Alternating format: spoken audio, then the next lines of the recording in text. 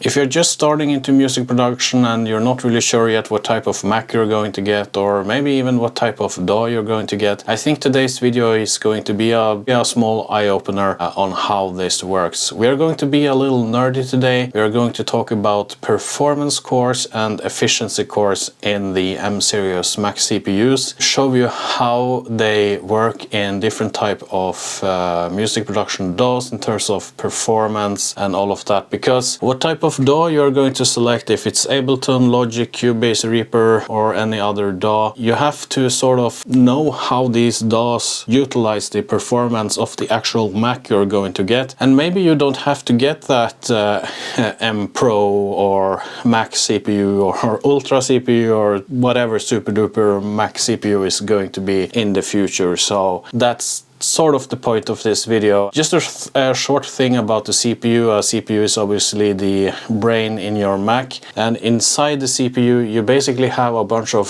smaller CPUs inside the main CPUs, and that's what's called cores. So the entry-level M4 MacBook Air, for example, has 4 performance cores and it has 6 efficiency cores. So it has a total of 10 cores, which it says on Apple's website, but it doesn't say what type of cores it has. You have to go into the technical specifications to see that. Whereas the M3 Ultra I have behind me here has 20 performance cores and 8 efficiency cores. So performance cores are basically high performance cores which are meant to handle demanding tasks that require significant processing power, and that could be, for example, music production, video editing, gaming if that's something you do, or other stuff. While E-cores focuses mainly on power efficiency and sort of lightweight everyday tasks meant to save power. If you want to check your own Mac and see how many cores you have of what type, you can just start the app called Activity Monitor that's included in Mac OS X. And on the top menu bar there, you click on Window and CPU log.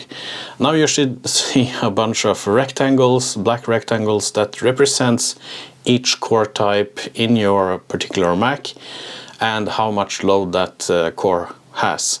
You can also find that under technical specifications on the Apple website if you want. You also have a link in the description below where I lay this out in maybe a more easy to digest way, in a sort of an Excel sheet or a website. But if you look at Logic Pro from Apple, Logic Pro only uses performance cores, and Ableton I use behind me here the same. It only uses performance cores and it doesn't use efficiency cores. But if you look at Cubase and Reaper, which is pretty popular, and Pro Tools actually, they can utilize the efficiency cores of a Mac in addition to the performance cores. So that's why it can be useful to know a little bit about this before you decide on what type of Mac you're going to get. Let me illustrate how this works with Logic and Reaper. So here is a test project. It's running on the M4 MacBook Air 15-inch with 24 GB of memory.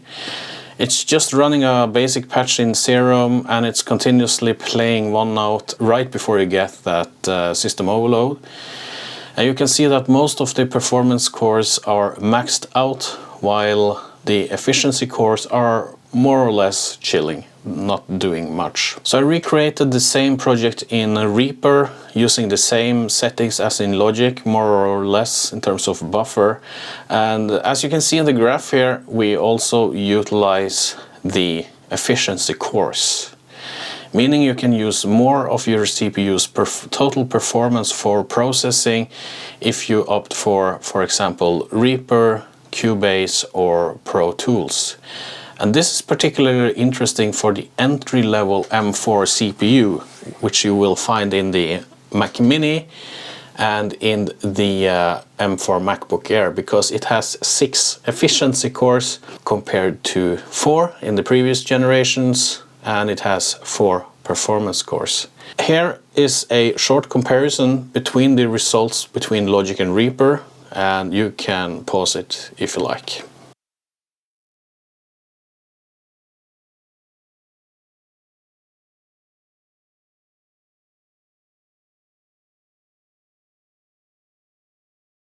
So as you can see, you get a little more performance depending on what type of DAW you are deciding to go with. You would see also similar results if you would test this with Cubase or Pro Tools. I'm not really familiar with Pro Tools, but the point of this video is just to let you know about these different core types and how they work on different type of DAWs. The Apple doesn't make it really easy for people to understand this. That's also one of the reasons I actually went for the M3 Ultra for my Mac, because it has more performance cores. Now, this test is not really representative of how people will produce music on a Mac, and you have obviously other variables that will affect the performance as well. For example, if you use a lot of sample libraries, you will think that memory and to some extent storage will be something that you will be more dependent on. And if you want to see real music production project tests on different Macs, you can just watch my channel and search through, because I have a bunch of videos testing a lot of different things on different types of Macs. And also, I just want to let you know that I'm not saying that the entry-level M4, which you find in the Air and Mac Mini, is a bad choice if you're going for Logic Pro or Ableton Live, just because it's only using performance cores. That's not what I'm saying. In fact, these entry-level CPUs has really good music production performance, and that's something you can see in my latest video where I talk about the M4 MacBook Air actually. And actually the M4 CPU performs really good in single core applications as well, because it has a higher clock speed compared to the M3, M2 and M1. I still highly recommend these entry-level M4 Macs, even if you're going to use it for Logic Pro or Ableton Live. But if you know with yourself that you are going to use a lot of plugins, like a lot of synthesizers, a lot of tracks, a lot of stuff, you know that if you go for Reaper, you might be able to load up a few more tracks with a few more plugins. But again, then, if you want more performance in Logic and in Ableton, it is smart to look at Macs with more performance cores, because that's mainly what it's going to affect the performance with those two DAWs, which are pretty popular DAWs actually. At least for now. Who knows, maybe in the future they will utilize other cores or the efficiency cores. I don't think so. But until then, thank you for watching and stay tuned for more Mac related content on this channel and other stuff.